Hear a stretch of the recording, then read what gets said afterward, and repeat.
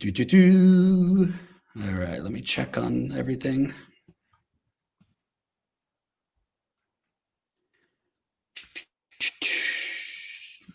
All right, we're live. Hey, folks, Jordan Chariton.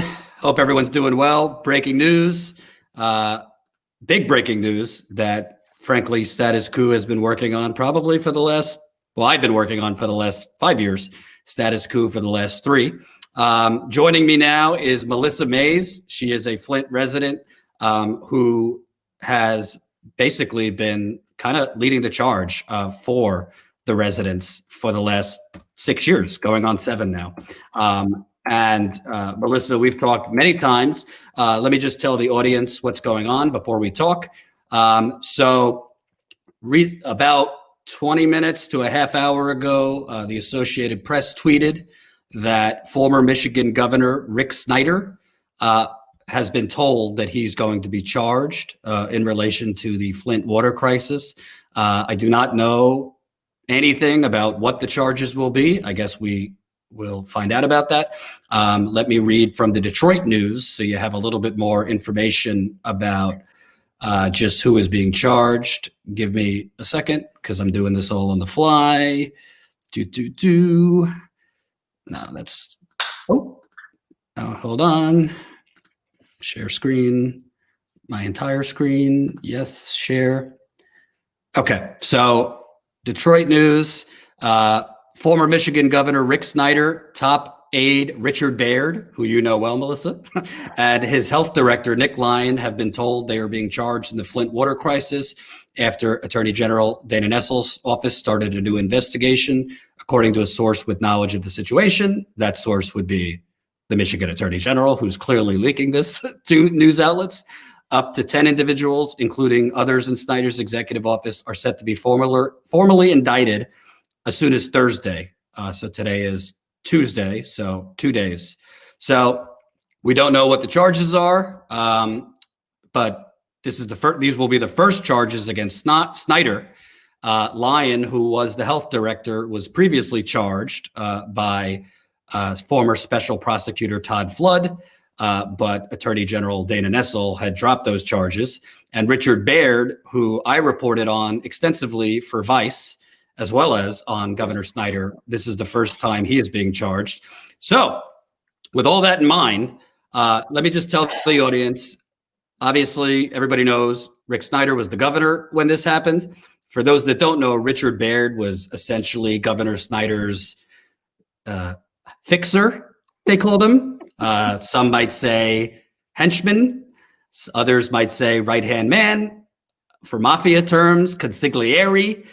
Melissa, without knowing what the charges are, what is your response to news that there will be charges against the governor?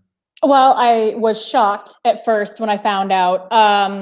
And then there was a glimmer of hope, you know, because I'm human and my kids are poisoned, my family, my community has been just torn apart by all this. But then I stopped to be cautious because I know how this works. I mean, we got so close to Eden Wells, who used to be the state doctor, top doctor, and Nick Lyon going toward their trials for manslaughter. We got the same day they were going to be bound over. The charges getting dropped. So we learned early on, and it's a continued lesson, that whenever there's good news, there's usually another shoe that's going to drop. So my gut is telling me that, oh my God, it's about time somebody be held accountable for what they did to us. And it proves that just because you're a rich white man, you can't just poison a poor minority community and get away with it. But then my brain tells me, well, remember, don't get too excited. Don't get your hopes up again, because a lot of people got a slap on the wrist. I mean, Corinne Miller, who is the epidemiologist, had to write a letter of apology to the residents of Flint. That's ridiculous. So I hope that it's serious, because people are dead and permanently damaged from this, and lives are ruined, homes are ruined, businesses are ruined. It made us far more vulnerable to COVID-19 when it hit, because we've got, 100,000 plus immune altered, compromised, suppressed people here because of being fed metals, bacteria, disinfection products, and a bunch of carcinogens. And of course, we found out not too long ago, radioactive sewage that was dumped into the river for years, and we were drinking it, and nobody was telling us. And so, what charges could possibly be enough? But then again, I'm like, I better not see like jaywalking or something on that, or, overdue library books, but that seems to be what happens to the wealthy. So it's a mix. Well, Melissa, let me say, and by the way, we have 330 people watching. Please smash that like button. I'm going to say as much as I can say, Melissa, without getting myself into trouble. Not legal trouble, but journalistic trouble. So I broke a story with Jen, Status Coup's co-founder, a couple months ago in April of 2020. We broke a story for Vice. That story for Vice essentially broke that Governor Rick Snyder had perjured himself in front of Congress, had lied to the people of Flint. He had said that he first learned of the deadly Legionella outbreak, which is a waterborne disease that by the state's count, only killed 12 people. By PBS's count, could have killed as many as 115 people in Flint. By my count, and what I'm investigating now, likely killed hundreds, if not, who knows? There's really no way to know how many people it killed. That he lied about when he first learned about it, that he learned about it as early as October 2014, and that a couple weeks before his reelection, by the way, and that his top advisor, Rich Baird, who is one of these listed that will be charged, and others actively tried to cover it up and stop the information from getting out to people like you and the other residents. So we broke this for Vice. What I will say to the 400 people watching, I have been working along with Jen on a follow-up to that Vice story. That follow-up, I don't want to minimize the Vice story, which was, I think, as humbly as I could say it, pretty scandalous. Huge. Yeah. That follow-up is about 10 times worse than what I reported in Vice, because some of the things I knew when I broke the story for Vice, but didn't have supporting evidence for, I now have supporting evidence for. So I say that because I was off air for about a week or two. Part of why I was off air is I actually drove 9 hours to Michigan to do this follow-up investigative reporting. And I'll just say, and this is not to be suspenseful, this is not to be dramatic, but Melissa, I think you know me by now. I don't just toss out that I have a bombshell if I don't. What I have now, let's just say on Thursday, if Michigan Attorney General Dana Nessel announces anything other than serious felony charges, based on what I have in my possession, and Jen has, because she's been working on it with me, oh, she's going to be in trouble. I know you don't know what I'm talking about, but let's just say we're working on a major story that kind of shows exactly kind of in real time what that cover-up looked like in 2014. And I don't know if she charges misdemeanors or less felonies. I don't think the people of Flint will be happy. Do you? Not at all. I mean, what she's got now had better be good, especially getting us all excited, hopes up and all that stuff. The last thing we're going to put up with is another like, hey, good news is coming. Just kidding. It's a slap in the face. And if you've got the evidence that's sitting there and that shows how serious this was, I mean, what's important to know is that we in Flint, we know that it's worse. I mean, hell, Elijah Cummings, before he passed, he was wanting to get Snyder back in front of Congress because he knew that he perjured himself. And that was just what Congress had. So I know that the cover-up is massive. Every time they lie, every time they dismiss it, every time they say Flint is fine, every time they say, here's a couple of pennies, you'll all be fine. And we're all sitting here going, okay, well, explain what fine actually means. So it's about damn time that we get the actual facts out and actually understand how big and widespread this cover-up is. And for a little city that nobody seems to care about, it seems like they've worked awfully hard to cover up the poisoning and murder of Flint residents. And, people have called it genocide because, I mean, what else do you call 100,000 people being used as an experiment to poison, given toxic water, didn't even bother to treat the water properly, and did all this work to cover it up? And yeah, I mean, you know how many millions we could have if they just would have, brought the charges and stopped fighting us for the past 5 years in court for the civil cases. But no, instead, it's again, delay, deny, deny, and downplay it all. And just, people outside of Flint talking about us and, what we should be wanting and what we should be expecting and where we should be. Excuse me, and honestly, I've said from the beginning, when they first pressed the charges back in 2016 with Todd Flood, I said what needs to be done is they need to go to jail, because we need to see people sitting in jail for poisonous to remind us that our lives are actually worth something. And we're not just a disposable people here. And getting the facts out, we're going to need them. And so, I appreciate you guys, because you're one of the few that actually stuck with us and cared enough to actually say, you guys are humans and what's happening to you is horrible, when everybody else is like, yeah, Trump did this or whatever, this city's got bad stuff. Great, that's horrible, but we are still poisoned. And if we don't get fixed with all of this coverage from all these outlets, supposedly, that parachute in and out, then no other city's going to get fixed either. And nobody else is going to be held accountable for doing what they did. And I'm nervous to see the charges, because the big thing back in April was that the statute of limitations was up for some of the charges, the basis of the charges. So I'm interested to see how they got around that and what exactly they're going to put out. So I would like to basically compare your story and the evidence you have to what the charges are going to be. So I want to address a few comments. And by the way, we got 500 people watching, so smash that like button. Let's get this out to more people. I know it's not great timing that the FBI is holding a press conference, but I can't help the timing. They just announced the charges. So thank you, Seth Peterson, $30 in the super chat. This is great news. Thank you for reporting on this for all these years. I want to mention that Melissa knows. I want to just say straight up, the Michigan media should be absolutely ashamed of itself. Frankly, the national media should be absolutely ashamed of itself. Aside from reporting on anniversaries of the water crisis, they have completely abdicated responsibility to do anything in terms of investigating who covered this up, investigating who's accountable. I have been appalled. I mean, I'm not even from Michigan. I'm not from Flint. I have come 17 times. I don't say that so I could have adoration. I've said that I have had to come 17 times because there have been so few journalists in Michigan, other than Charlie LaDuff, and that's all I can think of, that have actually done follow-up reporting on this and actually investigated Snyder, investigated Baird, investigated these people, because out of sight, out of mind, the Trump circus was the most important story. So shame on the media that basically basically decided, oh, okay, the state tells me the water's fine, which we're going to get to in a minute.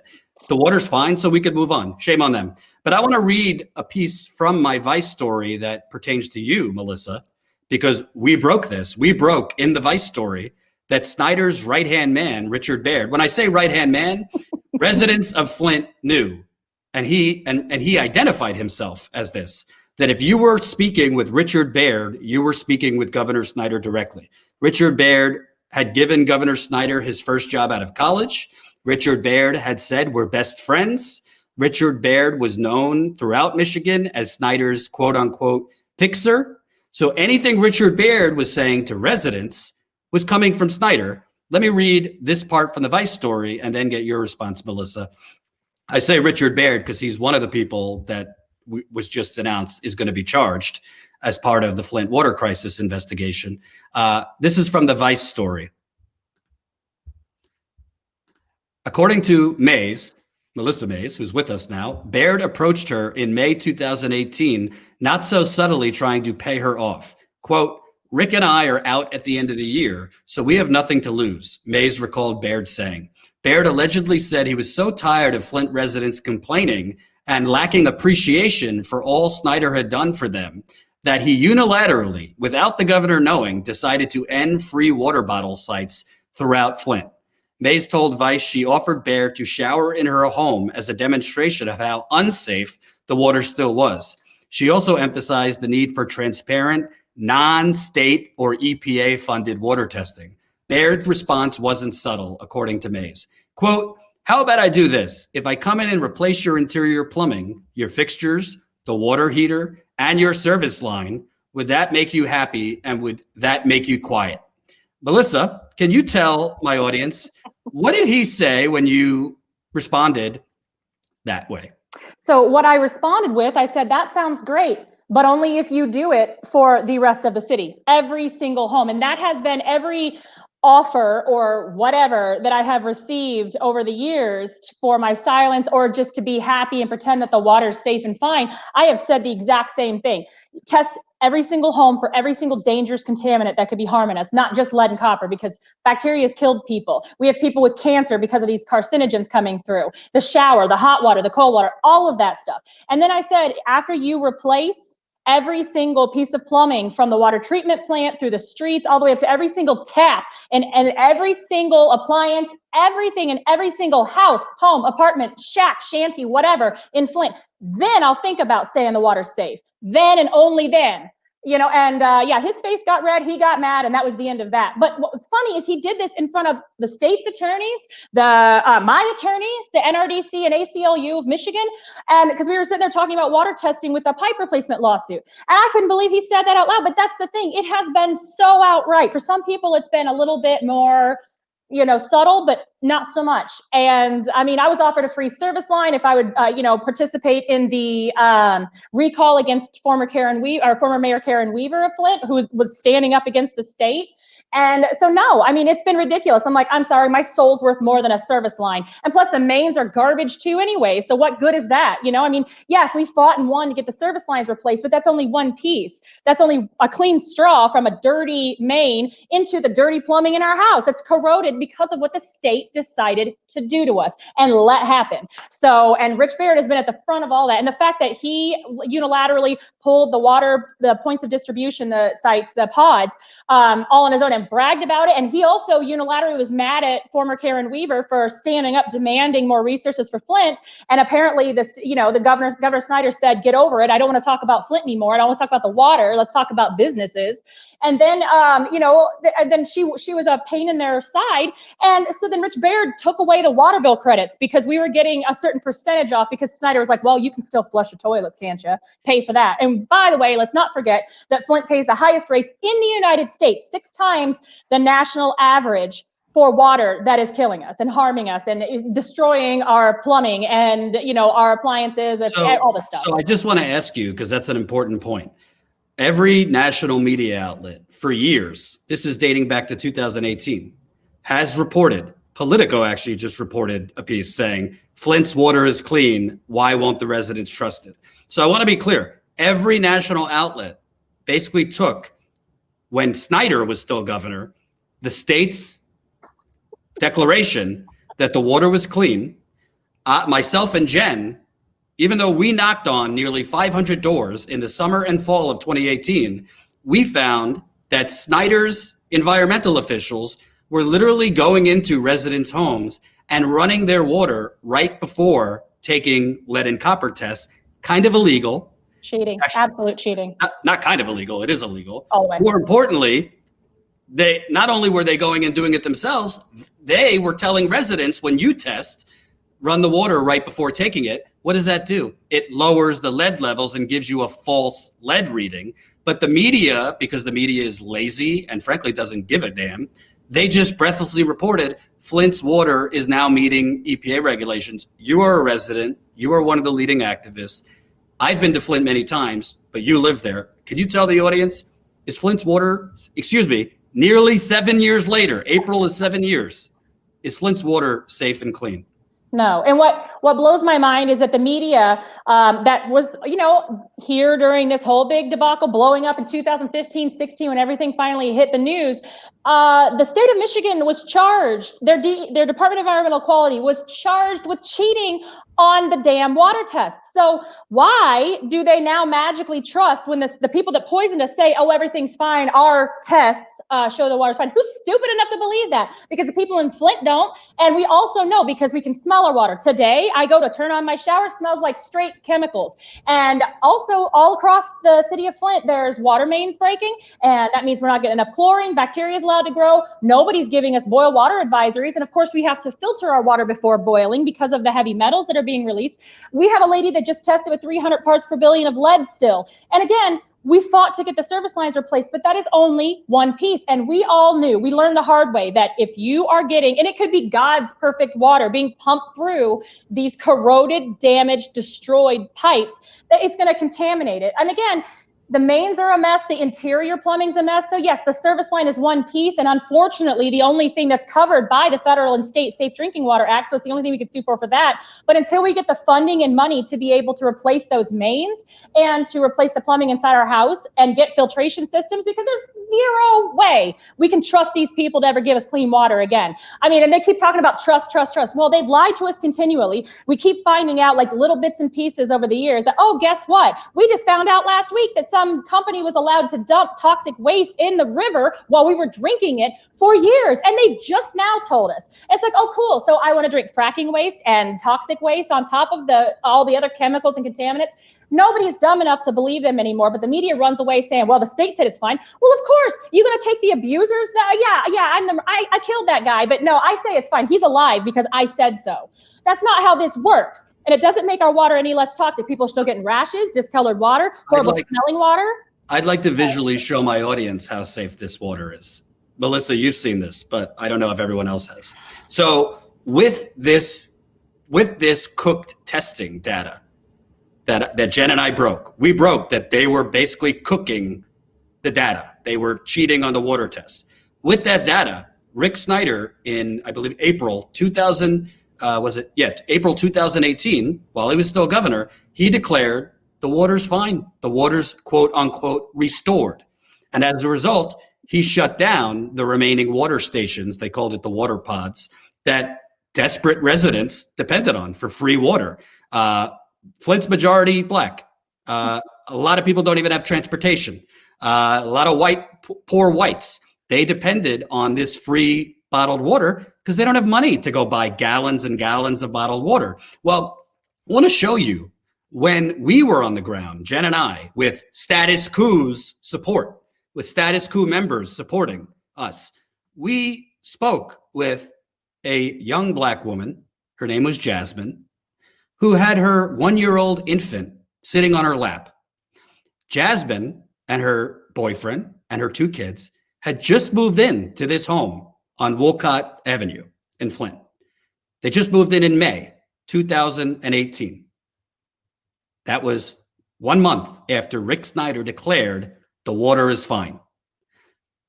When they moved in, her 1-year-old infant, her skin was clear as a day. Beautiful 1-year-old baby, clear skin. I want to show you this short clip from this interview.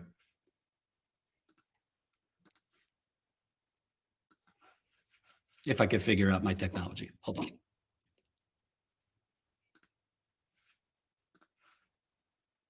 So this one we've seen, it's basically like white splotches. Can we see this one again?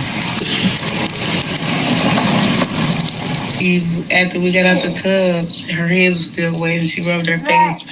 Her face had actually wept up, and then it just left that mark. So that was from her hand. That stuff that was right here, the stuff right here was all over. So this one we've seen, it's basically like white splotches. Can we see this one again? After we got out the tub, her hands were still wet and she rubbed her face. Her face had actually wept up, and then it just left that mark. So that was from her hand. That stuff that was right here, the stuff right here was all over her face. Her ears even had tore up in the inside real bad on both sides. Yeah, it looks like a mix of blisters and she actually was peeling nails. So this one we've seen, it's basically like. So that's just one case. That's just one case.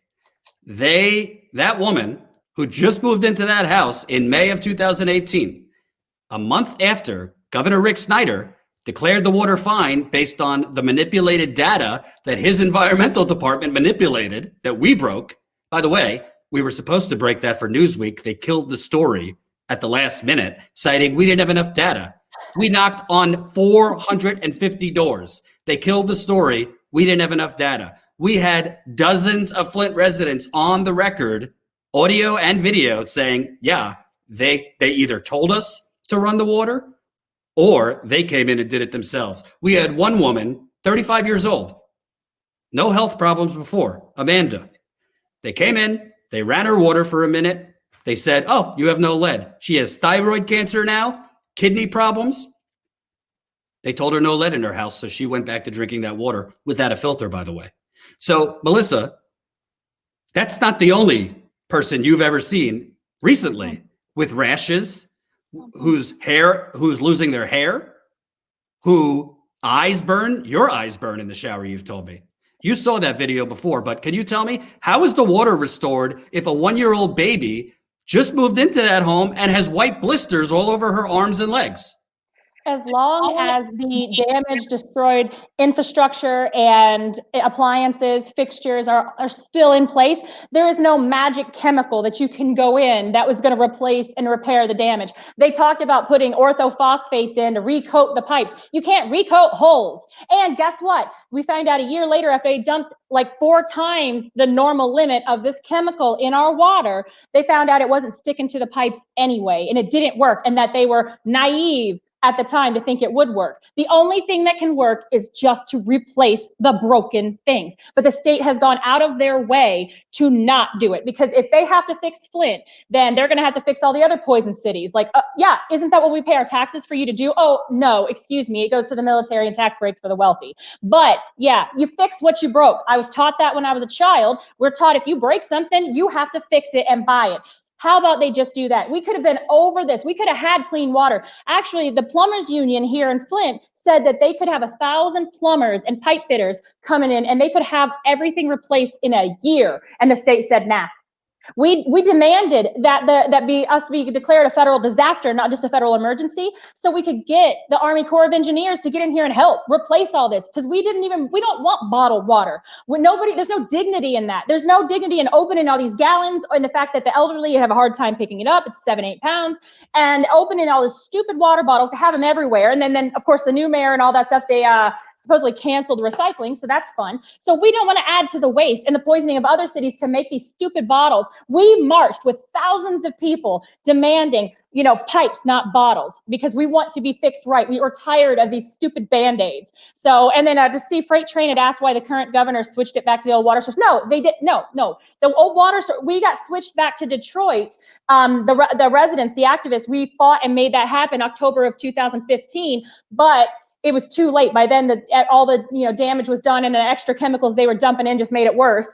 But right now, our current mayor Neely is trying to get us back to the Flint River and KWA, which is the whole privatized mess that helped kickstart all of this. It wasn't about a poor thing. We were paying for this pipeline to be built that all these rich white communities around us get to enjoy right now. Ha ha, because they have water problems, and not ha ha, but whatever. But they just thought it was us, and they're like, well, if you didn't pay your water bills, then you wouldn't be poisoned. Well, guess what? If we didn't pay our water bills, our water would be shut off, and we wouldn't be poisoned. That's how this works. You get your water turned off. You can have your house condemned. You can. There's reports of people being reported to CPS because Child Protective Services, because there was no running water in the house. So then people had to go out of their way to get lots of jugs of water, putting it in the back of the toilet. I had a family in the wintertime, because I also do social work here in Flint, and so that's why I get to see all the wonderful things that keep happening in my community. There was a family they were melting snow to put in the back of the toilet so they could flush. How is that dignified? And for them to sit there and say, oh, it's okay. It's just a poor family. It's just a minority family. It's just a black family, a brown family. It's just an immigrant. Screw you, because we're humans. But the thing is we keep beating them, though, because people like you listen to us, believe us, and help us gather the evidence to put the information out there that they have to face, no matter how hard they fight to get it to be, put away. And, because again, they're trying to replicate this same privatization scheme and ways to profit. And also, everybody needs to be aware to have their water tested and not by your utility, because you can't trust the very people that would be responsible to fix the problem to actually tell you if there is a problem.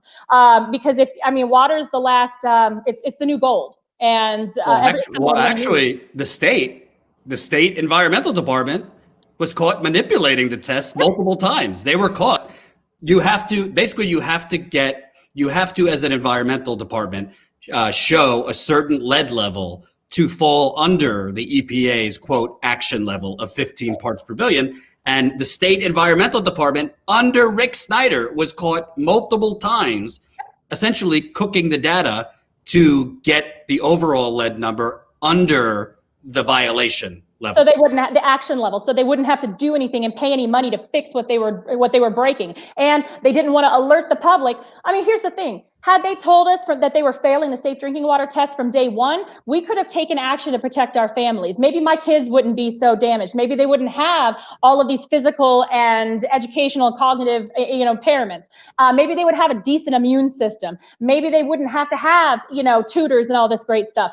Maybe I wouldn't have to deal with the seizures and all that stuff if they would have told us, heads up, there's a problem from day one. So go get filters and bottled water. Yeah, of course we're going to throw a stink about paying the high bills about it, but you know what? We're going to do what we need to do. But instead, they have lied continually and repeatedly, continued to tell us to our faces that it's fine, you can go ahead and give it to your kids, because I would drink it, is what Snyder would say. I drink this water. He refused to. They put him up. He was supposed to drink Flint water for 30 days. He went to a house with a new service line, and still he filled up jugs, and he made a big, huge deal about it. He still didn't drink that water. And, everybody's like, oh yeah, I drink it. You've been to my house. I filled up a glass for you, and you took a whiff of it. And then you took a sip, and I yelled at you because I'm like, we can't have you getting sick and dying either.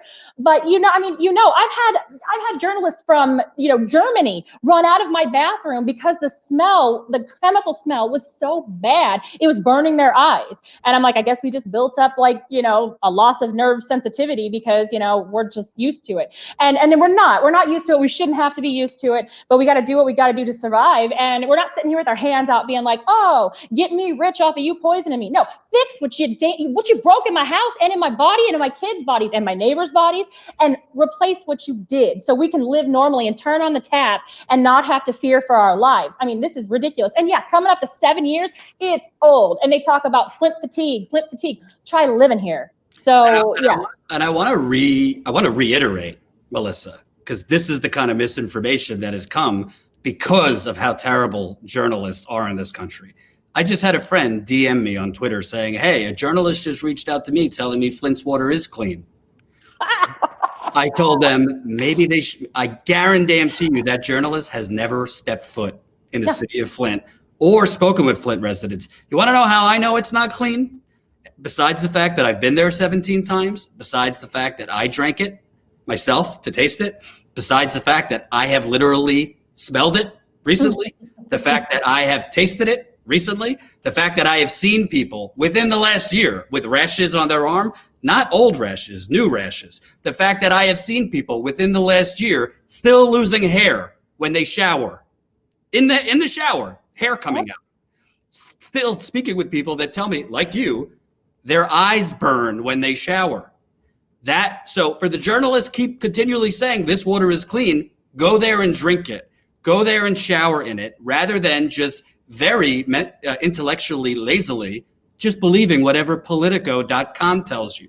But I wanted to go ahead. No, I said, I'll ship it to you too. Give me your address, because I've done that. I've taken it with me. I actually took several bottles of water to, when Lifetime was doing the premiere of the movie, they actually flew me out to talk to journalists, to talk about the movie and what's going on still with Flint. And I took a bunch of bottles of water, took video, filling it up from my tap, took it there. And people, like the actresses that played in the movie, they were getting sick. They were gagging. They're like, oh my God, it smells terrible. I will happily. I shipped a case to Michael Moore, and he was passing it around at his Broadway play up there when he was talking about it. He's like, take a whiff of this. I'll send it to you. I'll send you bottles of water. I'm happy to get rid of this garbage and send it to other people so they can smell it and look at it, look at the things floating in it. And tell me you'd give that to your kids. And I want to ask you, because in my Vice story, which, by the way, nobody's ever come out and even challenged the veracity of. Nope. Snyder was quiet as a mouse. He wouldn't respond. Richard Baird, his little right-hand man, quiet as a mouse. They wouldn't respond to the story. In my Vice story, I showed that Governor Rick Snyder, who told Congress, I first learned of the deadly Legionella outbreak in Flint in January 2016. I showed with Jen, we did the story together, he knew about it in October 2014. I also showed Snyder's right-hand man, Richard Baird, who news is one of the people being charged, basically went around trying to pay off as many sick Flint residents as possible, he chose the residents that were the most publicly loud, the residents that were getting attention in the media. And had proof. And had proof. He went, in one case, to a sick couple's home.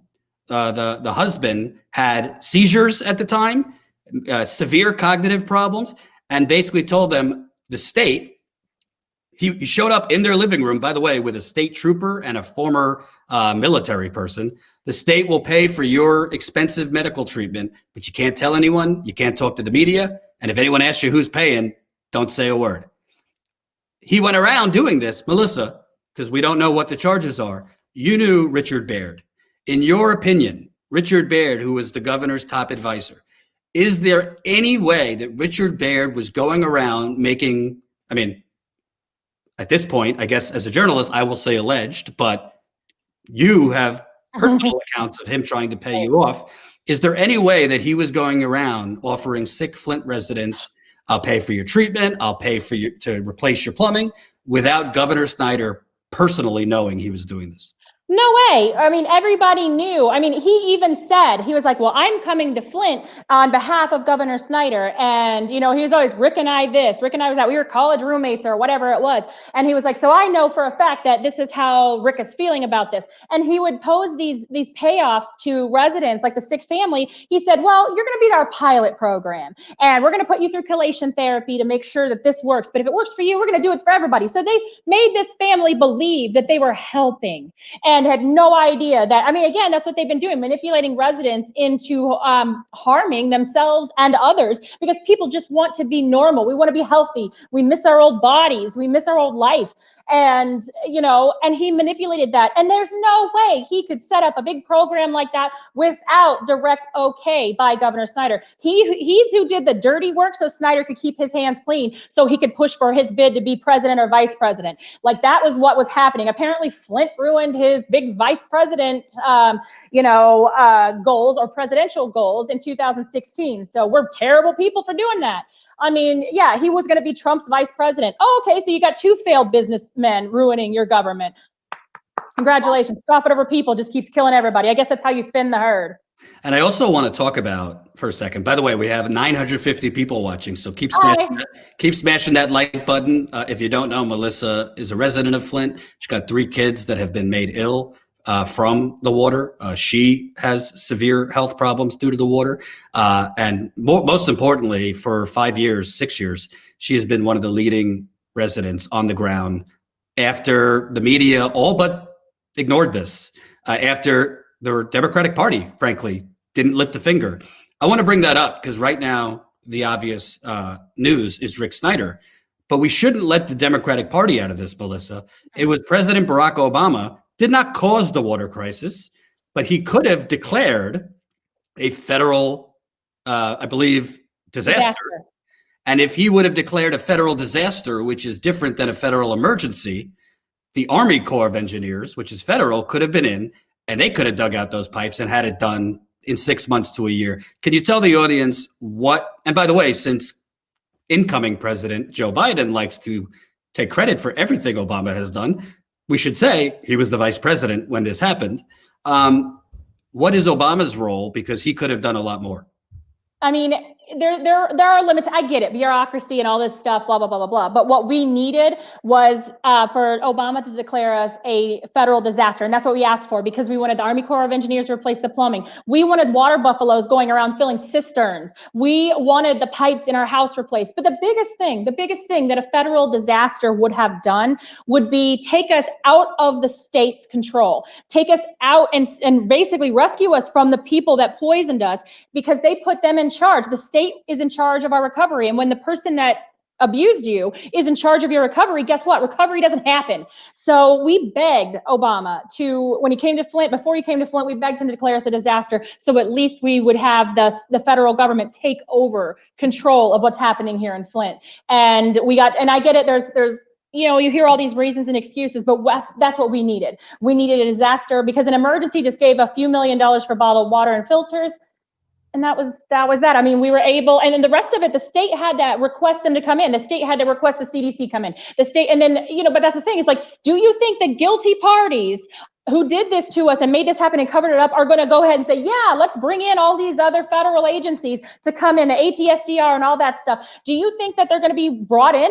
Absolutely not. They're not going to want to uncover what's actually happening and what was still going on and what still is going on as for the cover up. So yeah, great. Thanks a lot. We got left in the hands of the people of our abusers, and people, they liken it to saying like, it's like a rape victim having to, being raped by a police officer and having to report her rape to the police officer that raped her. And then he's in charge of her recovery and her help. Oh, okay. How's that going to work out? And this is exactly how it hasn't worked out. That's why nothing has really changed. And anything that has, by the way, has been done by the residents. We went to court, we fought in the labs, we fought in the in the legislation.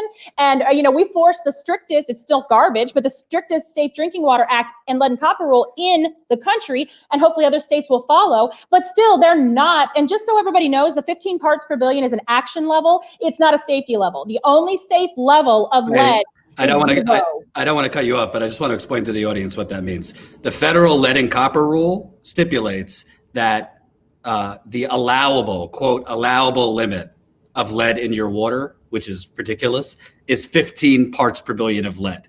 But what Melissa is saying, that's not actually about public health. No. That's a level just for corrosion control. Right. So go ahead. No, that just triggers. It basically is if you have the 90th percentile of the test that you're supposed to do. If the average is at a certain level, 15 parts per billion, then it means that they have to take action as for, like doing something about corrosion control or this or that, or have to look into it. It doesn't mean they have to fix anything. It doesn't mean, they're required to replace like a small percentage of lead service lines every year. But what's funny is only if they are identified. They still have yet to identify all the service line material in Flint. Up until September of last year, mine was still NA. They didn't have any idea what my service line was until the construction crews from our Safe Drinking Water Act lawsuit came and dug them up. And we've had to continue to go. We settled that lawsuit March 27th of 2017, and we thought on March 28th, and that we thought, okay, good. So they have to replace these pipes. That's step one. And we were just in court in October over that, about the state and city trying to squeeze on out of it and not finish the work and just leave lead in the ground. And so, of course, if there's lead hooked up to the entire system, guess what? If your neighbor's got lead, if there's backwash happening or construction happening, guess where it's coming? To your house. So, and 0 is the only safe level of lead. The American Association of Pediatrics says that. And so, yeah, that level, that limit, the action level is 15 parts per billion for most states. If you have 14 parts per billion of lead, that does not mean that it's safe. It just means 15 means they got to do something about it. And the steps are ridiculous, not good enough. So no, there is 0. Lead is a neurotoxin. A lot of these heavy metals, neurotoxins. They do damage to the human body, brain, at all ages. So 0 is the only safe level. So that's something I need people to know, because they're like, oh, well, they said the 90th percentile. The state said, the people who cheated on the test and obviously keeps on rolling, said that the 90th percentile is below 15, so you all are fine. No, but that also means the average is that means somebody out there has got a few hundred parts per billion of lead in their house. And and that's the thing, is most of us have had it, because mine crept up to 1,700. And so we had houses down our street that had 5 times the hazardous waste levels of lead in their water, 22,850 parts per billion. And it was a senior citizen living in that house, drinking that water and bathing in that water, and God knows whatever else, because lead doesn't travel alone. That means there are corrosion problems. So there's bacteria, there's all sorts of other chemicals, other metals, because every city is a hodgepodge of metals that are made up in their, they actually called it pot metal. It's all the different metals blended together and stuff. And lead's a soft metal, so it eats through Swiss cheese. So you get these lovely pieces dissolved in the water, and but also particulate. So yeah, it's a mess, and everybody needs to be aware that it's not just happening to Flint, but the more they sneak away with what they did to us, the easier it's going to be for them to do this to you. So everybody needs to wake up to this horrible, disgusting mess that they're pulling, all to make money. I'd like to ask you, because my theory is this. If the audience might not know, but I'd say about 2-3 months ago, it was announced that there would be the state and the residents. Melissa was the leading plaintiff on this lawsuit. The state and the residents had come to a settlement agreement for over $600 million. It actually is $641 million.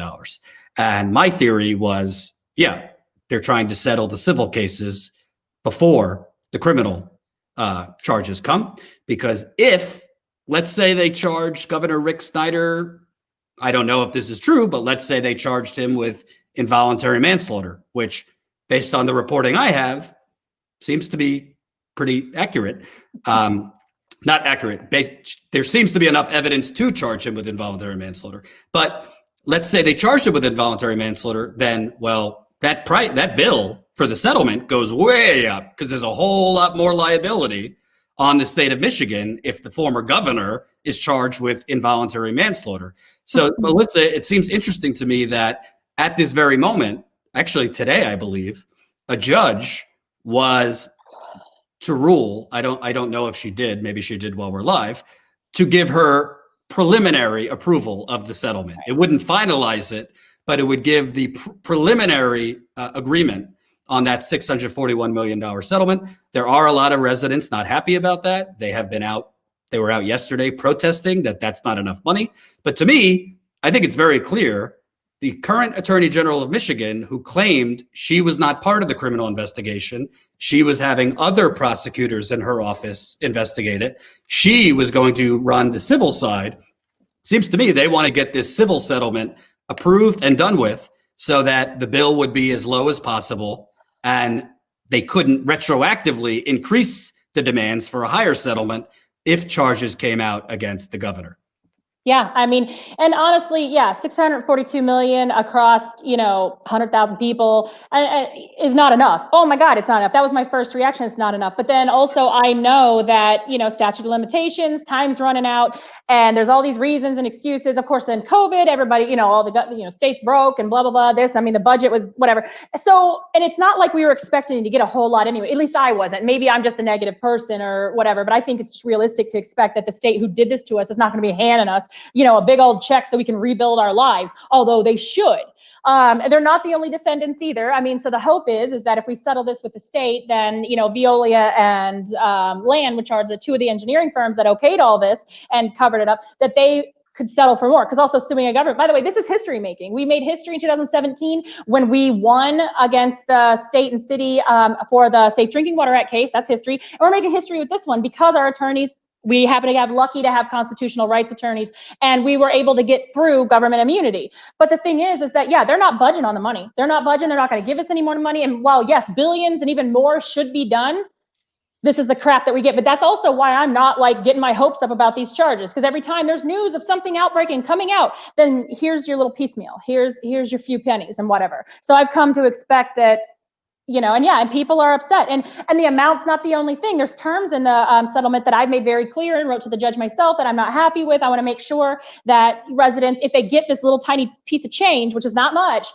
if they get a little piece of money, that it doesn't make them lose their Social Security benefits, their housing benefits, their housing vouchers, because we do have the highest poverty, at less check, the highest poverty level in the United States, on top of being poisoned. And then of course, COVID hit us hard and all that. So I want to make sure people don't lose their food benefits, that they don't, all this great stuff. So there's a lot of issues with it, and it's not going to be perfect, and it doesn't look like the amount's going to change as for what the state's going to do. But yeah, if there were murder and manslaughter charges hanging out there, yes, our attorneys would bulldoze for far more money. So yeah, the dropping of the charges just seemed to make it to where okay, now you get the bargain basement, deal and stuff. And again, we know they obviously don't give a flying what about Flint residents. Otherwise, this would have been addressed and done years ago. I mean, God, we started filing these lawsuits at the end of 2015, early 2016. Yeah, if they cared and wanted to fix this, somebody would have done it by now. So yeah, so I don't have my hopes up, and I hope that I'm wrong. I hope that I'm wrong about these criminal charges, but experience says. My sneaking suspicion, and I'm saying this on Tuesday, they're saying they're going to announce charges on Thursday, so I'd be happy to have egg on my face. My sneaking suspicion, as this is leaked, because obviously the Attorney General's office leaked this to the media. That's how this works. My sneaking suspicion is the reason that they are going to announce charges now is because the charges will not be to the highest level, meaning I predict they will not be charging Governor Snyder with involuntary manslaughter, which would be the most serious charge. Possibly they will charge him with misconduct in office, which there's felony misconduct in office, and then there's misdemeanor misconduct in office. But my assumption and my prediction is they will charge him with the least serious of charges, And they will do it during this period because they know there was just an attack on the Capitol. There is 50 states now, the FBI says, have threats before the inauguration. And they're hoping if they announce it now, it will be lost in the news cycle. That's my prediction. If I'm wrong on Thursday and she does do serious charges, I'd be happy to say I'm wrong. I want to also bring up, Melissa, and you just tell me when you have to go because I know you're in big demand right now. But I want to bring up because I think a lot of people don't realize this, and I think I think certain people deserve credit. There was actually, if you think about Robert Mueller was a special prosecutor on the Russia investigation. There was a special prosecutor originally appointed in Flint. And there was a whole team with that special prosecutor. His name was Todd Flood. There was a whole team that started this investigation in 2016. And they had charged 15 state officials with serious crimes. Like 59 charges. Right. And they had charged the state health director, and they had charged the chief medical executive with involuntary manslaughter, which is serious. It's the most serious charge.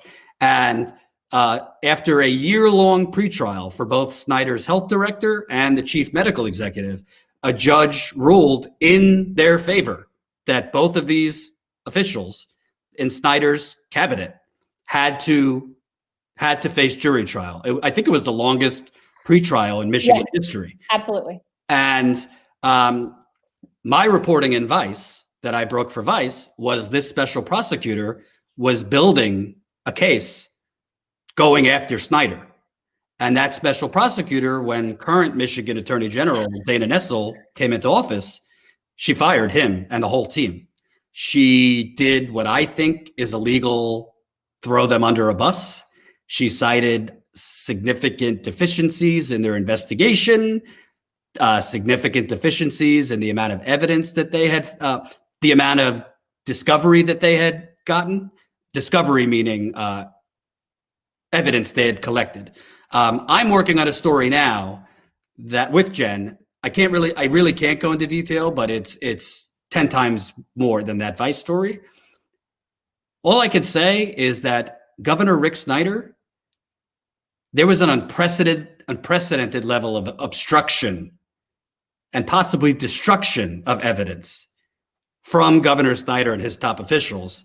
And Dana Nessel, the current Attorney General, if she charges with serious charges, she will get all the credit publicly.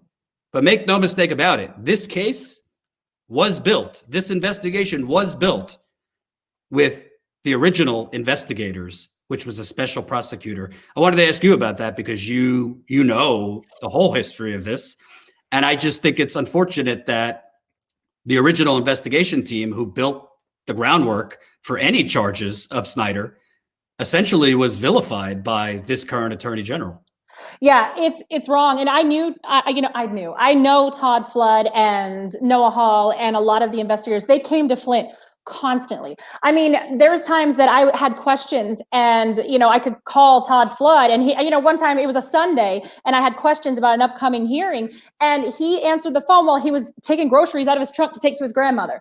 I mean, it's garbage because they worked really hard, with all of the obstruction with the state and fighting back and everything. And even, the Attorney General at that time was Schuette, and he was running for governor. And he was, obviously very protective of Governor Snyder, blocking the way. We knew that. And our hope was once Schuette was no longer the Attorney General, that Todd Flood and his team would be able to move the charges up the ladder, and we knew he was building. And we knew it took time because even Congress had an impossible time getting the documentation they requested, and they were lied to their faces repeatedly. And so, it's going to be crap because they're going to pretend like this was all started from scratch, something that took years to build and working with us. Because the funny thing about it is that we have not had even when they, I'll tell you what, when this current governor or current Attorney General decided to throw those charges in the garbage the day that they were getting ready to move forward to trial. I found out from a New York Times reporter that just happened to grow up near me back in the day. He's like, hey, did you hear? I'm like, hear what? He told me. And I'm like, oh, that's how we found out? What about the people who lost loved ones, who were involved in this? All of us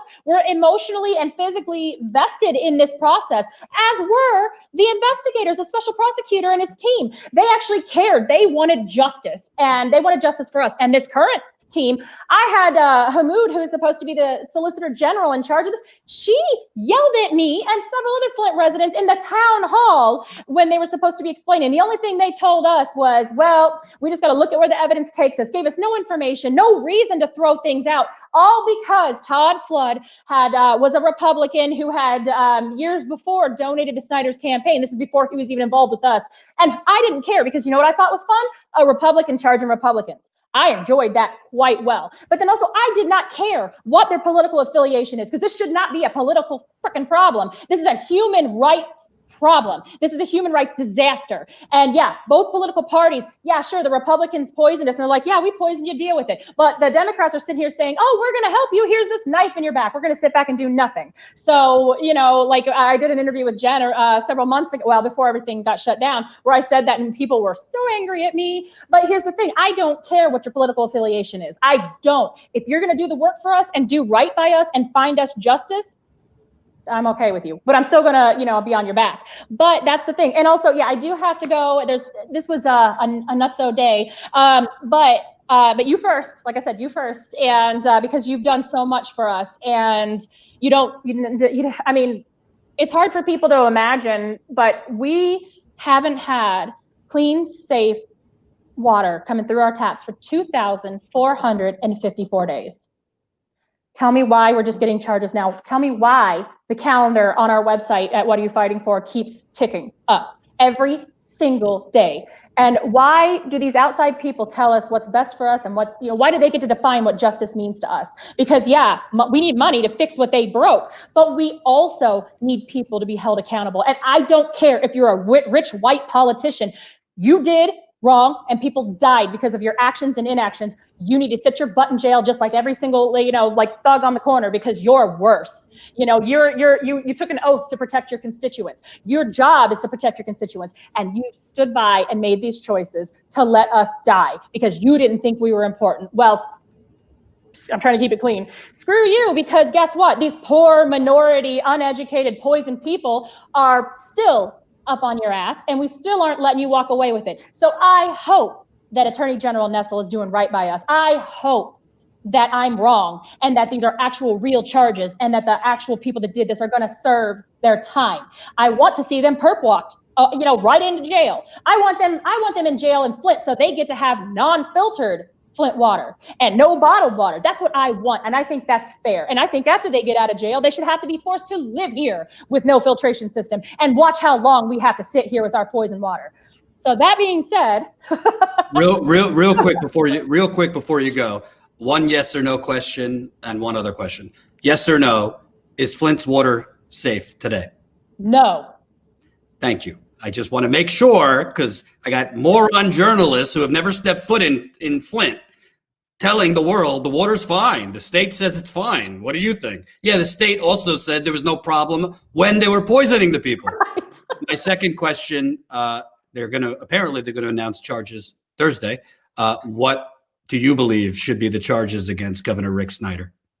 Whether it's involuntary or voluntary manslaughter, misconduct in office, failing the Flint residents. Also, I mean, there is a ton of people that died from bacterial infections. We've had miscarriages. We've had people who were already sick, and, you know, it exacerbated the situation. We have had people die from COVID that may have had the ability to fight it off had they not already been sick. So honestly, it's got to be fraud as well, because anybody that had their hand on that deal, fraud, and you lied. And also, whatever the RICO charges, because where did they go? That was started. There was RICO charges that had begun, and they disappeared. So yeah, because they are thugs, they are criminals. I don't care what kind of suit you wear, what color your skin is, you're a thug, and you killed people and you walked away from it. So whatever is going to keep them in a minimum of 7 years of prison, because that's where Flint residents have been. And that, I mean, There you go. Just line up all the charges: lying, fraud, lying to Congress, perjury, lying in your depositions, lying in all this, lying to the press, whatever you want to say. But fraud and manslaughter, murder, chalk them all up. Melissa, I'm a married man, but I'd like to ask you on a date for Thursday. Yes. Will you come back after the charges come and we could get your reaction? Oh, yeah, I would love to see, hopefully it won't be my disappointed, angry face. It's probably going to be my, yeah, I told you so face. But, hopefully maybe it'll be a surprise or something a little bit different besides that one. Thank you. Go respond to the 25 other people that have asked to speak with you. Appreciate it. Thank you, Jordan. Thank you guys. You and Jen are just amazing, and we can't thank you guys enough. And I can't wait to see the bomb you've got, because I'll get mad, but also happy, wrapped in mad. Well, I would strongly suggest, I know you're immunocompromised, but I would strongly suggest getting a bottle of whiskey or whatever the hell you like, because when you read this story, make sure the guns are away. Make sure anything that you could commit violence with are not near you. That's all I will say. Probably this table, I flip it. Yeah. All right. Thank you, Jordan. Right. Thank you, everybody. Thank you so much, Status Coup, for being amazing. All right. Take care. All right, bye. So that was Melissa Mays. And by the way, I'm aware that the lighting is no good. I'm aware that I look like I'm glow in the dark. I'm going to fix it. I actually spoke with Ty, who used to work with us, and he's going to come over and we're going to redo the studio to fix the lighting. So just bear with me on the lighting for now. It's going to get better, so don't worry. A couple things. And wow, we got 1,000 people watching. Smash that like button, smash that like button, smash that like button. By the way, welcome new Status Coup member. Amy just signed up. Woohoo! We now have 1,766 Status Coup members. Who knows? Maybe, just maybe, we could get to 1,800 members by the end of all this. Maybe we could get to 1,800 members by the end of January. That would be nice, because honestly, as humbly as I could say it, I mean it, as humbly as I could say it, I do not believe any charges would have come against Rick Snyder, the former governor of Snyder. I do not believe any charges would have come if not for our reporting over the years. I believe when they charge him, they are going to cite some of what we broke over the last 2 years. And that reporting was made possible because of you, because of your donations to GoFundMe, because of you signing up as a Status Coup member for just $5 a month. But I want to give my thoughts, and there's 1,000 people watching, so I want to tell you something. I'm going to say as little as I can without getting in trouble by Jen, our co-founder, and who's working with me on the story. For the last 2 months, Jen's been working on a major follow-up story to the story that we broke for Vice. If you don't remember what we broke for Vice, in April of 2020, we broke for Vice that, let me show it to you. We broke for Vice that Governor Rick Snyder knew about the deadly water in Flint way before he testified to Congress that he knew, and that he and his top advisor and a lot of his staff actively worked to cover it off. We reported on payoffs that happened of sick residents. We reported on a very, very shady and allegedly fraudulent financial deal that Snyder and his government signed off on.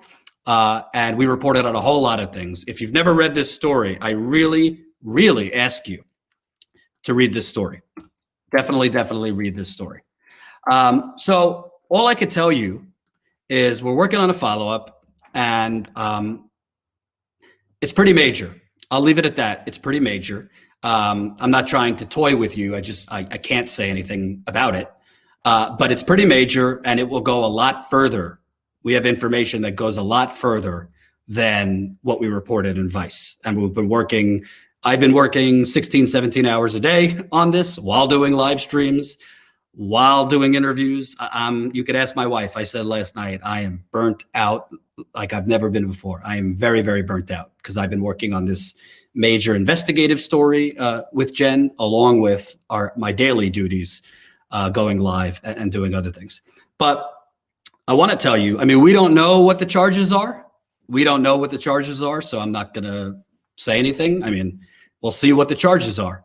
But to me, the reason that I have stayed on the Flint water crisis I first went there in 2016, so 5 years, is, to me, I don't think that this is only about water.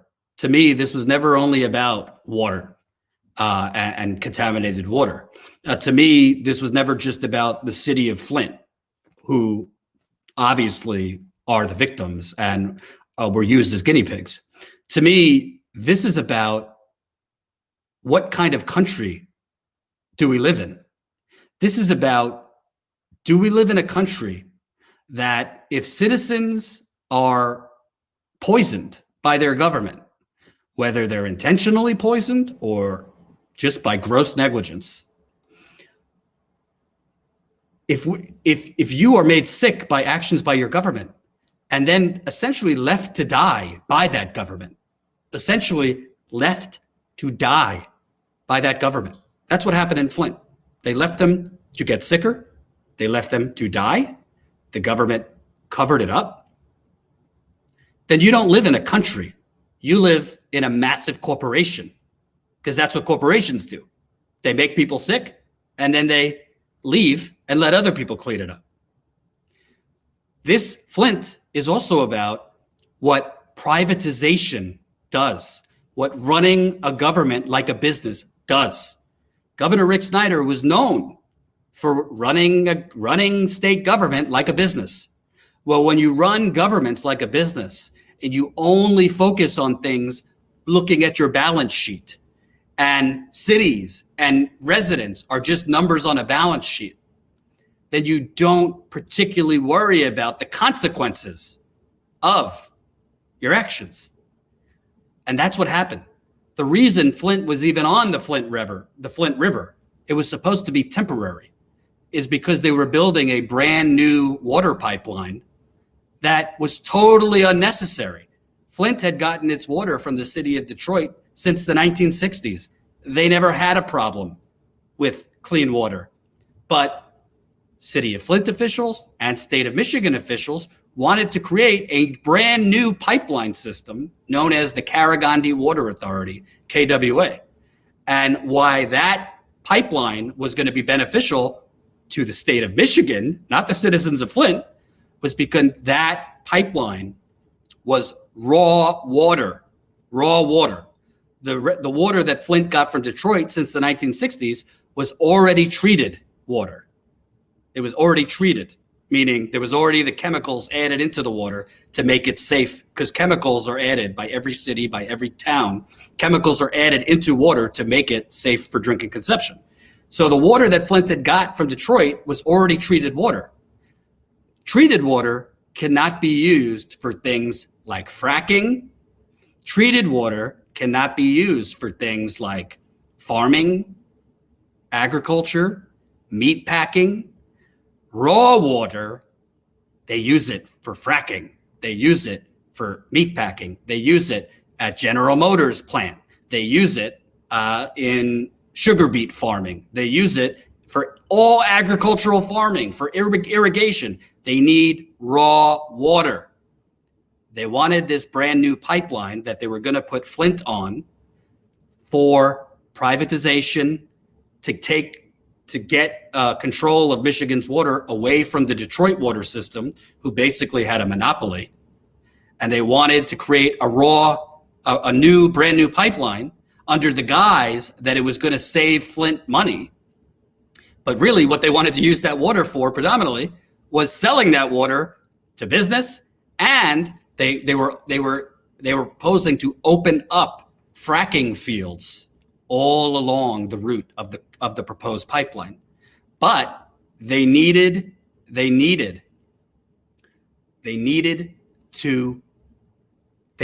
Flint to be on this new pipeline to get the money to build it. So what they did was they created a fraudulent financial order. There's been reporting about this. They created a fraudulent financial order known as an administrative consent order to allow Flint, which was basically a broke, bankrupt city, to borrow $85 million to get on this private pipeline. And while that pipeline was being constructed, they said, oh yeah, Flint had between 12 and $13 million deficit, meaning Flint was in the hole by nearly $13 million. They were paying that much to Detroit for water every year, about $13 million.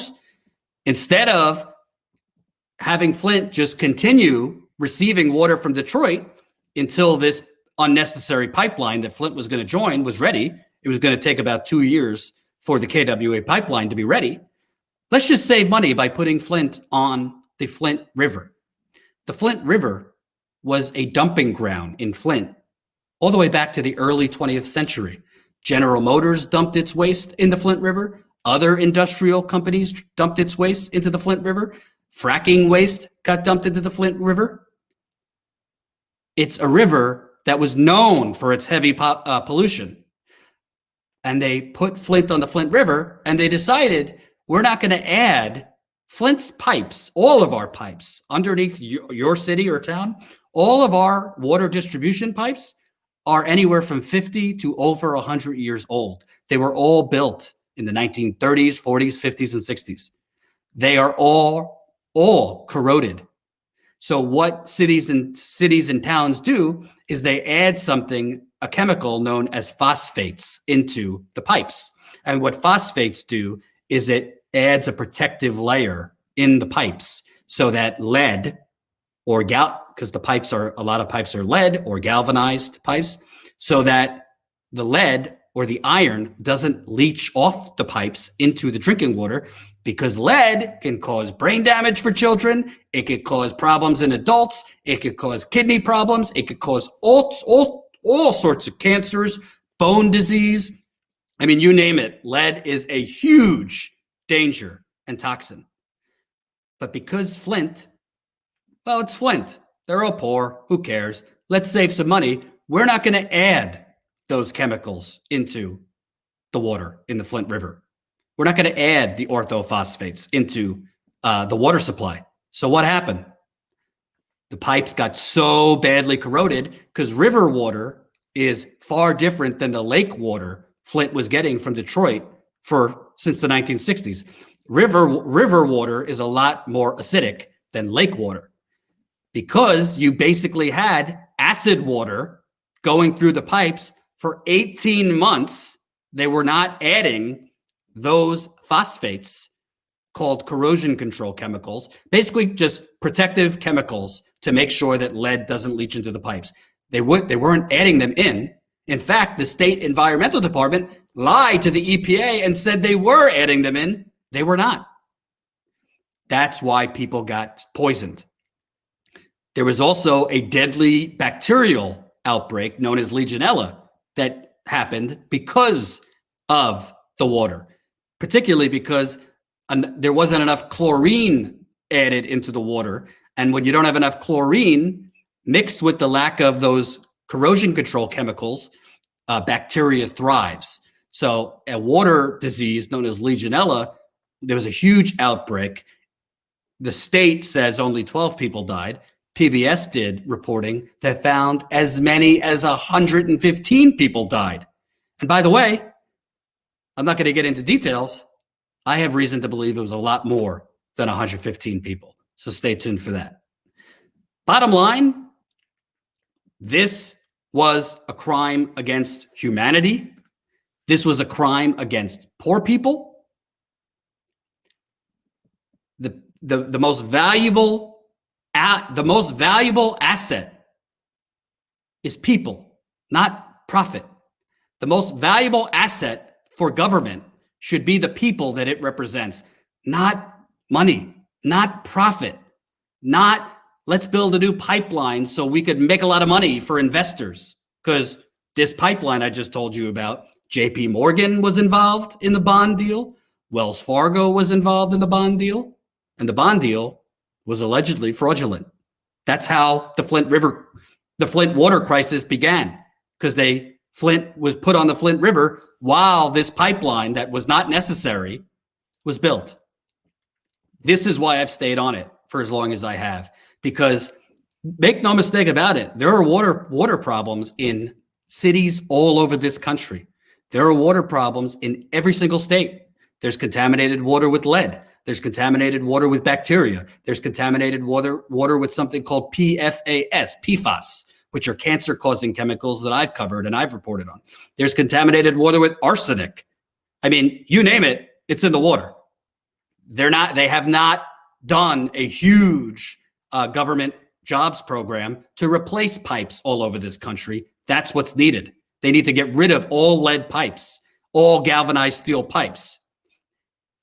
But let me tell you something. The reason I've stayed on Flint particularly, and I've had people that have yelled at me saying, enough, cover other things. Frankly, when I was still at the Young Turks, my old boss and I got in a fight because Jank said, I don't want you to keep going back to Flint. It's a local story, right? It's a local story at this point. The Young Turks, at least Jank, fought with me because he didn't want me to keep going back there. He wanted me to cover Trump more.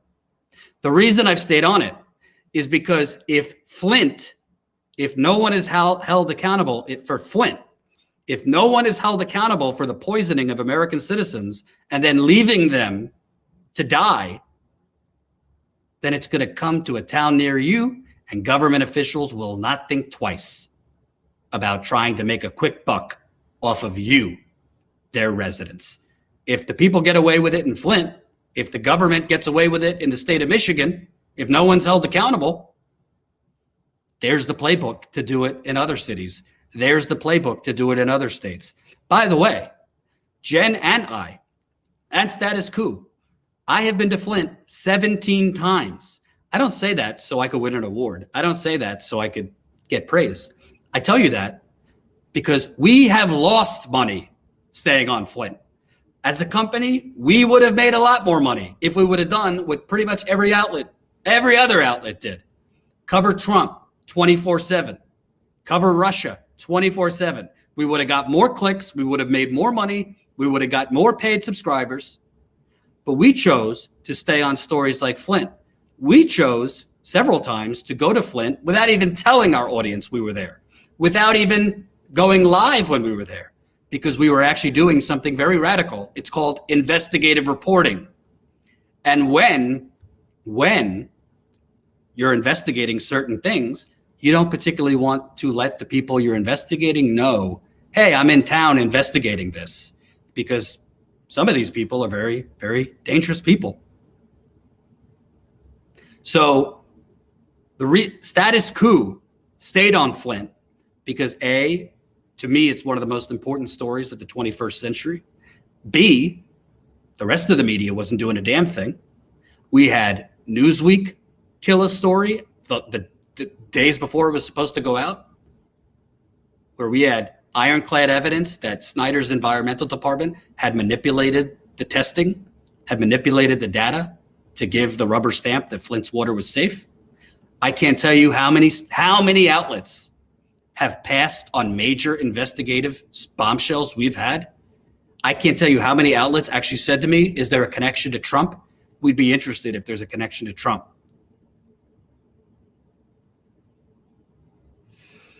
Status Coup is going to see this through. I'm not, like I said, we are working on another story. I can't get into details. I think you're going to like it. And we will not stop we will not stop digging and reporting and revealing who was behind the poisoning of Flint, who helped cover it up. We will also cover other stories, but it's kind of important. Call me old-fashioned. I think as a journalist, if citizens are poisoned by their government and then essentially left to fend for themselves, I think that's a major story. I don't think it's a local story, as Jank told me. I think it's a major story. I think it's a national story. I think it's a global story, because it ain't just happening in Flint, folks. It's been happening to Native Americans since the dawn of America. Native Americans have been made sick by their government. Fracking, mining, all the environmental toxic projects that happen on Native American land. Black people and brown people, all of the industrial projects that go on, not in nice white neighborhoods, but on the backs of black and brown neighborhoods. So I'm asking you, we got 1,100 people watching. I'm not doing a victory lap. I'm not saying we are responsible for the charges, but I will say, I don't think Flint would have even been still a discussion if not for our work at Status Coup. So I hope if you appreciate what we've done, I hope if you want to see more, all I'll say is we have a major story that we're working on and we've been working on. I hope you will look under your bed, look in your cookie jar. I hope you will see if you could find $5 a month. $5 a month. And join us as a Status Coup member. Right now we're at 1,764 members. I am telling you, there's a lot of outlets out there that, they do 4 to 5 fundraising emails a day. They're emailing you from their phones, not talking about any outlets in particular now, just begging you for money. And what do they do with your money? Nothing. They do 25 videos on Trump a day. They did 25 videos on Russia a day, on Stormy Daniels and other nonsense. They don't send reporters out to dig on Flint or anything else. They weren't at the Capitol during the attack like we were. John Farina, a freelance cameraman for us, he got some of the most upfront, horrifying video of the Capitol attack because he was there because we sent him. They don't send reporters out when 15,000 workers at General Motors are laid off. I went there when 15,000 workers were fired from General Motors. They don't go to Proud Boy rallies in Portland. Jen did at her own risk. They don't go to cover California wildfires, interviewing people like her name escapes me, a woman whose animal shelter got burned to the ground because of the wildfires. Jen went. They don't go to Dallas before George Floyd was even a name. I went to Dallas to cover the execution of 26-year-old black man, Botham John, by the Dallas Police Department, by a white Dallas police officer who claimed she thought she was going into her apartment and accidentally shot this black man who committed the crime of being black while in his apartment and was shot dead. I went to Dallas. I could go on. I could go on. We went to Virginia to cover the fact that American citizens were protesting atop their trees. They were building tree houses and protesting at the top of their trees to stop a fossil fuel company from cutting down their trees to put a natural gas pipeline in. I could promise you these outlets do not drive 9 hours to Michigan during a deadly pandemic, 9 hours there and 9 hours back to do investigative reporting. I did that. You didn't know about it. I drove 9 hours there and back.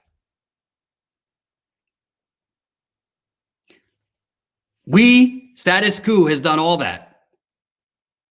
And we will continue to do all that. But we need your help. So please, if you can, sign up as a Status Coup member for as low as $5 a month. I just put the link in the super chat. As a member, you get access to our monthly members call. You get access to our members Discord. We have an awesome Discord where members are in it all day and other behind the scenes content. I want to read some super chats because they've been coming in. And if you have questions about the Flint story, let me know. Okay. Holy cow, a lot of super chats. Gino, $4.99. Melissa, you are a brave woman. Your courage to fight this fight will never be forgotten. Justice, much respect, and love you. Thank you, Gino. Seth Peterson, $30. This is great news. Thanks for your reporting on all this these years. Hopefully he and everyone involved are sentenced for these crimes. What they did was evil, and it's long overdue for them to reap the consequences. Hardin, $2. Is the girl who sings your intro music your wife? No, she's my friend, Carmen, and she's an opera singer. She's amazing. Alexei, $1. Thank you. Tony, $4.99. Use this to get all the people of Flint Medicare for all under the Libby, Montana precedent. That's a good point. The people of Libby, Montana, 96% white. They're 96% white in Libby, Montana. They got Medicare for all as part of Obamacare because of an asbestos crisis that killed hundreds of people. Why should Libby, Montana, 96% white, get Medicare for all, but Flint, 53% black, has to beg for help? Leslie Wheeler, $10. Thank you. Cindy, $5. Fingers crossed that the charges are what Flint residents are hoping for. And if not, I hope Jordan tears them a new a-hole with his upcoming piece. Chris, $5. Time for a short victory lap. Kudos to Status Coup for keeping up with this story. Thank you, Chris. Al, $10. Time to make some good trouble where it counts. I agree. Gregory Manor, $5. Thank you, Jordan. We appreciate your work in Michigan. Thank you. Lena Del Hatchesclock, $5. And the state doesn't have the dollars. The federal government does because they spend money into existence. There is no excuse. Hashtag learn MMT.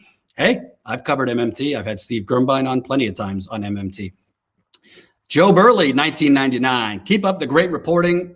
Keep up the great job reporting the spotlight on Flint. Thank you. Levon, $4.99. I just got the notification now about Rick Snyder getting charged. I'm sharing this stream as fast as I can. Why, thank you. Joy, $10. Thank you. Margaret, $9.99. Thank you. Vitruvian, $20. Well done, Jordan. Without your persistence and dogged journalism, this never would have happened. Thank you. Also, shout out, Jen has reported in Flint with me many, many times. So, and she's been working on the story we're working on now while having COVID and while being sick. So shout out to her too. Adrian, $10. Join Status Coup. I agree. Statuscoup.com/join. Dan P, $4.99. Matt Gilbert, 50 CAs. I think that's Canadian dollars, but I don't know. Jordan, your GoFundMe link isn't working. It says campaign not found. It's not because I'm in Canada, right? I will flip a mother effing flip if our GoFundMe isn't working. It's working. I just did the link. It's working. It must not be working on your end, but it's working on my end. So try again. I just put the GoFundMe link. That's another thing. Without your, a lot of these trips that we've taken to Flint have been funded by you through GoFundMe. So I can't thank you guys enough. Here's the GoFundMe again. We're almost at 136,000 raised. Our ultimate goal is $200,000. We are currently working on trying to bring on another freelancer to help us on a whole range of things we need help on. So please, if you can, support us in the GoFundMe, Super Chats also, but we really, really appreciate all of the support you've given us over the years in that GoFundMe, which has been spent, by the way, on this reporting in the field, on equipment, on advertising, on marketing. Gino, $4.99. I do not support the status quo. I invest my dollars in the status coup. Gino, I'm stealing that. That's a good marketing slogan. Thank you, Gino. Mighty P, $5. Thank you. Jesse, 22 NZs. Love from New Zealand. International solidarity. Love you in New Zealand. Thank you. Appreciate it. So I want to just say before I go, because I do, with this breaking news, I have some things I have to do and my phone is blowing up. Thank you, Hart, $4.99. I really, really hope you guys will heed my call to sign up as a member. We have over 1,000 people watching. I'm going to guess not all of you are Status Coup members. Holy cow, we just got a couple new members. Welcome, Amy. Welcome, David. Welcome, Lawrence. Welcome, Nathan. We are now at 1,770 Status Coup members. That graphic was from when we came live. So we're now at 1,770. Who knows how many more of you are going to sign up by the end of the day. To remind you, if you sign up as a Status Coup member, you could sign up for as low as $5 a month. You get access to our members Discord, which is an awesome community. It's like, I guess, I don't know, back in the day, AOL chat rooms, but it's a Discord. So we have different channels in the Discord, politics, and other channels. And you get access to our monthly members call with Jen and I. So definitely sign up, statuscoup.com/join. You can become a member for just $5 a month. It's how we go. We take no money from the big banks. We take no money from the fossil fuel companies. We take no money from big pharma, no money from big real estate, no money from Silicon Valley, no money from the defense industry, no money from big real estate. We are funded by you. And for those of you who have complained in the past, Jordan, stop asking for money, then you go to Flint on your own dime. You figure out how to cover these stories in the field without asking your viewers to support it. I'd rather ask my viewers to support it than Wall Street bankers or fossil fuel CEOs or big pharma CEOs or consultants with the Democratic Party, consultants with the Republican Party. I'd rather ask the people to fund the journalism they want. So that's what we do. If you don't like that we ask for it, go somewhere else. What can I tell you? Thank you for the super chat. Heart, $4.99. Martha, $24.99. I never watched MSDNC, but last night happened to see a segment of Chris Hayes' show. He featured footage from the Capitol attack, and he credited Status Coup. I was proud. Keep up the great work. I did not see that, but I did hear that Chris Hayes mentioned us by name. We appreciate that. Our footage from the Capitol that John Farina shot has been spreading like lightning fire. Jen has been working all day to deal with a lot of the licensing, because we've been licensing the footage to NBC, ABC, CNN, Washington Post, international challenges, The Guardian, a whole host of outlets have licensed it. And fortunately, we've made some money off of that. So thank you for the super chat. Before I go, I want to remind you, it ain't over till it's over, okay? We do not know what the charges are. And by the way, welcome new Status Coup member. Jonathan just signed up. Welcome to the party, Jonathan. We're now at 1,771. 1,771 Status Coup members. It ain't over, okay? We don't know what the charges are. They're apparently going to announce the charges on Thursday. My suspicion is the Attorney General's office has leaked the fact that there will be charges today. My further suspicion is tomorrow they will leak what the charges are, and then Thursday they will announce what the charges are. That's usually how these things work. So I would expect the actual nature of the charges to be leaked either tonight or tomorrow. So we will definitely be on that. And as I said, we are still actively working on a major story that pertains to Mr. Snyder and others. So let me make sure I didn't miss anything else before I go. I really appreciate this really nice audience we had this afternoon. I know there's a lot going on. Thank you for the super chats. Thank you for all your support. I always believed from the beginning of Status Coup that there was a huge audience and a huge demand that wanted this kind of reporting, that wanted coverage on the Flint stories of the world, the Standing Rocks of the world. And we're going to continue doing it. And it takes a lot of hard work. It takes 6 to 7 days of work. Frankly, I don't think I've spent that much time with my wife over the last 2-3 weeks because I've been working night and day on this story that Jen and I are working on. Jen got sick with COVID that she's still suffering with nearly 2 months later, covering a press conference, Rudy Giuliani's lunatic press conference. This is a lot of work, but we do it for Flint and we do it for you. So please, if you haven't yet, support us. I mean, if you can't, we know times are tough economically for everybody. If you don't have $5 a month, that's fine. We totally get it. If you have just $5 a month, consider, look at what we've broken. Look at the news we've been able to break. Look at what we've been able to expose with less than 2,000 paid members. Imagine what we could do once we pass 2,000 paid members, once we get to 2,500, once we get to 3,000 paid members. Why is that important? Because the more paid members we have, the more revenue we have. The more revenue we have, the more people we could hire. There's only so much 2 people could do. I say 2.5 because Colin, our great editor, is part-time for us. John is freelance. We only have 2 people working around the clock, and that's Jen and me.